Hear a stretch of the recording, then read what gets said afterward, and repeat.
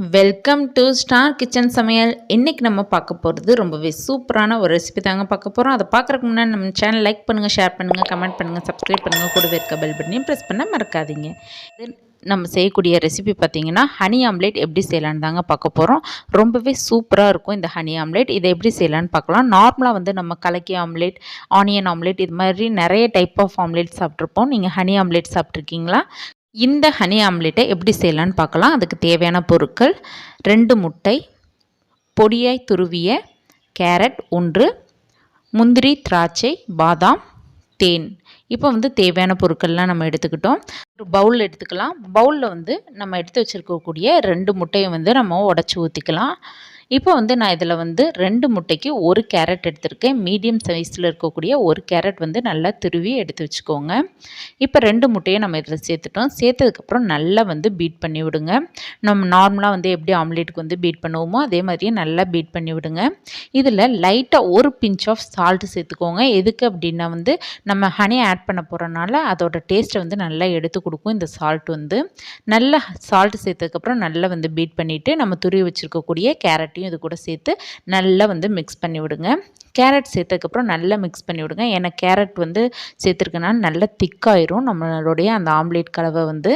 இப்போ வந்து இதில் ஒரு 2 டேபிள் ஸ்பூன் அளவுக்கு பால் சேர்த்துக்கலாம். ஏன்னா வந்து ரொம்ப திக்காக இருந்துச்சுன்னா நம்ம ஆம்லேட் ஊற்றும் போது வந்து ரொம்ப மொந்தமாக இருக்கும். அதனால வந்து 2 டேபிள் ஸ்பூன் அளவுக்கு வந்து பால் சேர்த்துக்கலாம். இப்போ இது கூட வந்து 2 டேபிள் ஸ்பூன் அளவுக்கு ஹனி ஆட் பண்ணிக்கலாம்.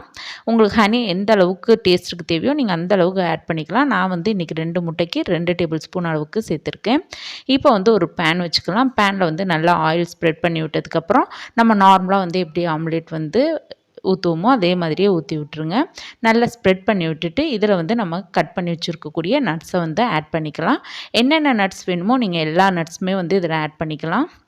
இப்போ நம்ம செய்யக்கூடிய இந்த ஹனி ஆம்லேட் வந்து நல்ல பிரேக்ஃபாஸ்ட் ரெசிபியாக இருக்கும்.